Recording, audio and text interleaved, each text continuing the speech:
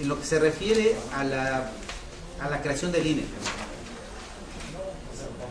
La creación del INE significa un cambio, me parece, de forma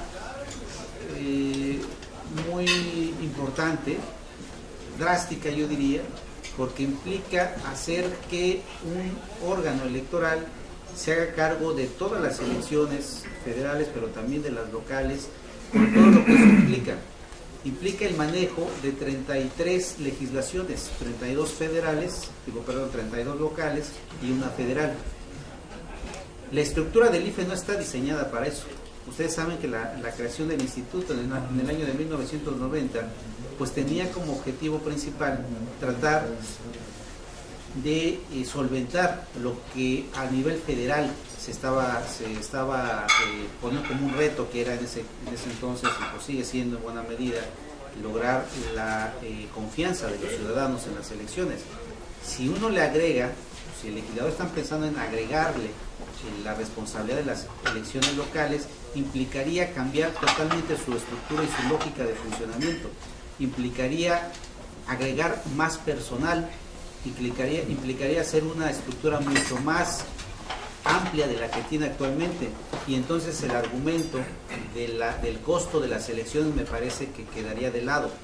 Yo no creo, sinceramente, que el costo de un instituto nacional fuera significativamente más bajo que el costo actual que tiene el IFE junto con los 32 órganos locales. Porque también implicaría no solamente a nivel administrativo hacer cambios, sino también implicaría a nivel judicial hacerlos. Esto es, en este momento tenemos, ustedes lo saben, un tribunal electoral, 5 salas regionales, y cada estado tiene su propio tribunal electoral local. ¿Qué se va a hacer en esos casos? ¿Se van a eliminar también los tribunales locales? Todo parecería indicar que sí, si es que hay un instituto nacional.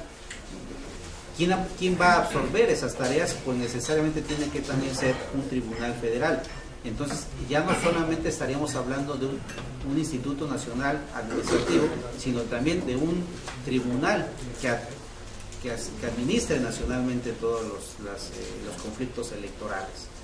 De tal manera que me parece que técnicamente sí es posible hacer un instituto nacional que se encargue de las elecciones, pero la forma en cómo se aterrice, creo que ahí va a estar en realidad el verdadero problema y el verdadero éxito en su caso que tenga esta iniciativa.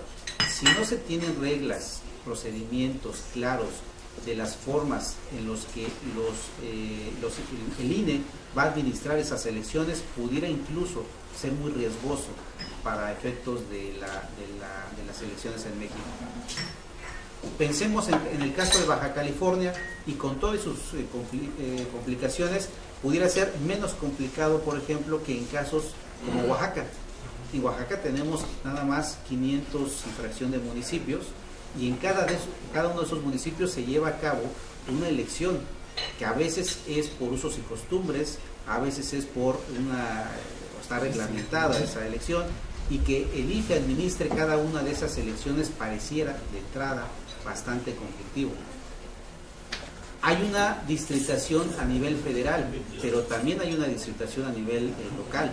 En Baja California, por ejemplo, ustedes saben, tenemos 8 distritos federales y 16 distritos locales.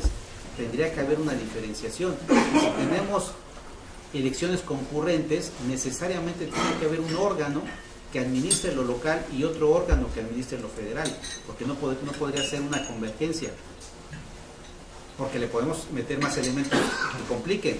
Por ejemplo, ¿cuántos partidos políticos tenemos a nivel local? Tenemos 9. ¿Cuántos tenemos a nivel federal? Tenemos 7.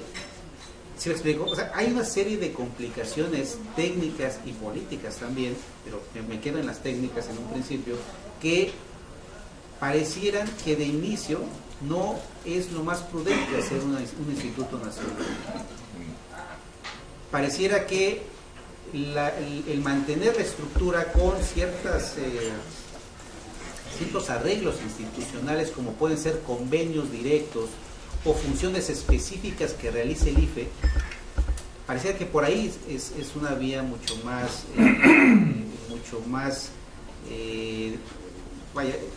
tiene mucho más viabilidad. ¿Por qué?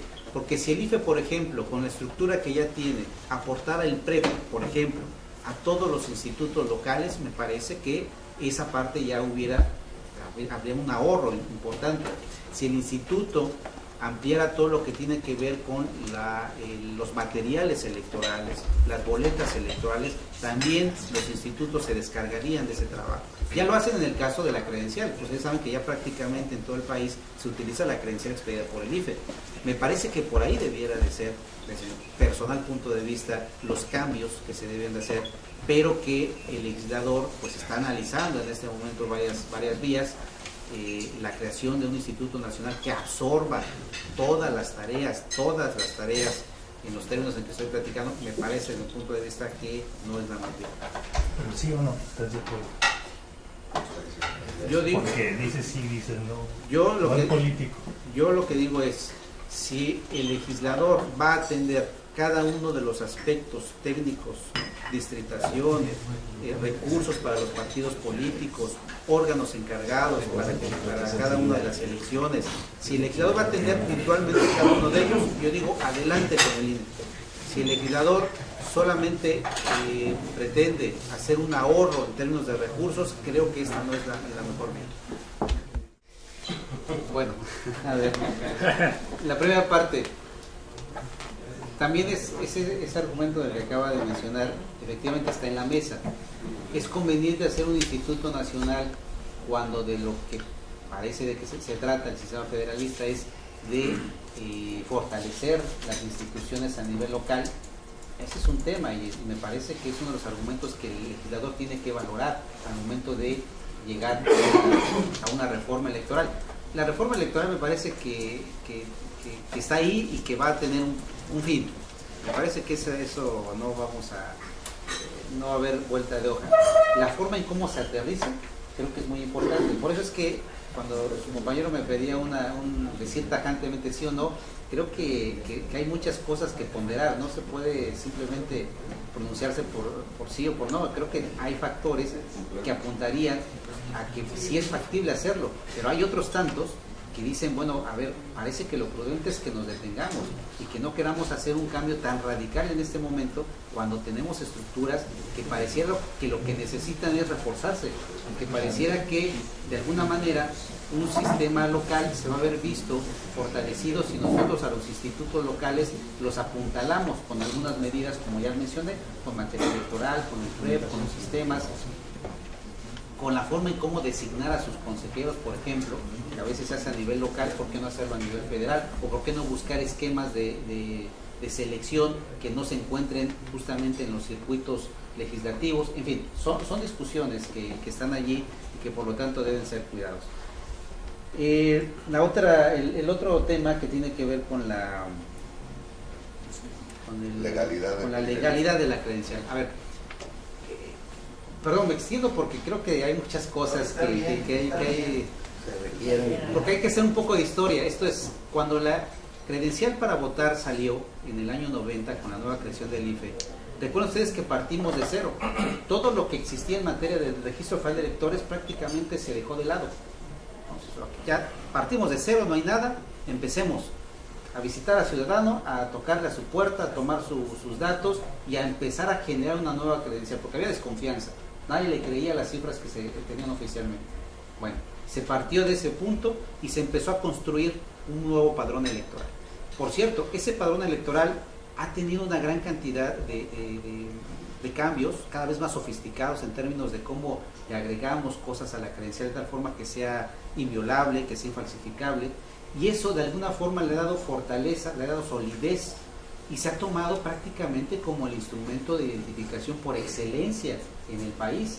Cuando, recuerden ustedes que la reforma del 90, del 89-90, la constitucional, decía que la credencial iba a estar vigente en tanto que se sacaba una cédula de identidad del ciudadano, que esa cédula de identidad iba a servir para identificarse y para votar. Bueno, eso estamos hablando del año 90, estamos en 2013 y hoy por hoy no existe una cédula de identidad para el ciudadano. Entonces la credencial para votar ya se convirtió, ya tuvo de facto ese tipo de virtud o ese tipo o se le utiliza para eso. Cuando vamos al banco, pues sí se nos pide una identificación y ¿qué hacemos? Sacamos la del IFE y difícilmente nos aceptan una distinta, pero precisamente porque se ha convertido en esta o ha tenido estas características. ¿Es legal que nos la pidan? Sí, porque yo digo, si nosotros por motu propio queremos presentarla, queremos mostrarla, pues me parece que podemos hacerlo, ¿no? Si no es nuestro deseo presentarla, pues nadie nos puede obligar para mostrarla a quien sea. Yo digo, puede ser una empresa, un privado, puede ser ¿no? Pero no se pueden quedar con ella. No, solo por supuesto, mostrar. es mostrarla, nadie puede quedarse con la credencial, salvo que nosotros mismos queramos que así suceda. Eso creo que un abogado nos puede dar mucho más elementos para aclarar la situación.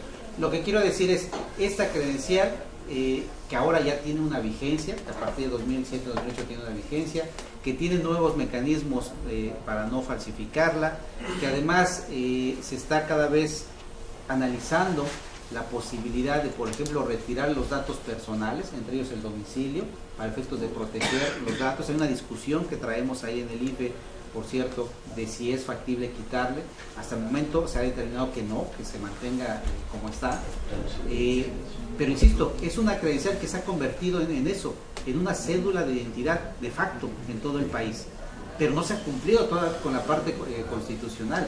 Me parece que el día de mañana, en donde las autoridades se sienten y empiecen a analizar la viabilidad de generar una cédula, desde mi punto de vista no se puede partir de cero como partimos en el año 90. Se tiene que partir con toda la base de datos que tiene el instituto. Pero para que el instituto entregue esa información tiene que haber una reforma constitucional y tiene que haber un órgano encargado de administrar todos esos datos. Pero ya no podemos partir de cero, señor. Toda la inversión que hemos dotado desde el año 90 hasta la fecha, ahí está. Me parece que ha sido un trabajo que el instituto puede presentar con orgullo, y que la nueva institución, o si es el IFE o si es el INE, quien tenga que administrar esa información para hacer una cédula de identidad, me parece que tiene que partir de lo que hasta ahorita ya tenemos. Estamos hablando de ciudadanos, habrá que eventualmente incorporar a toda la gente que tiene menos de 18 años.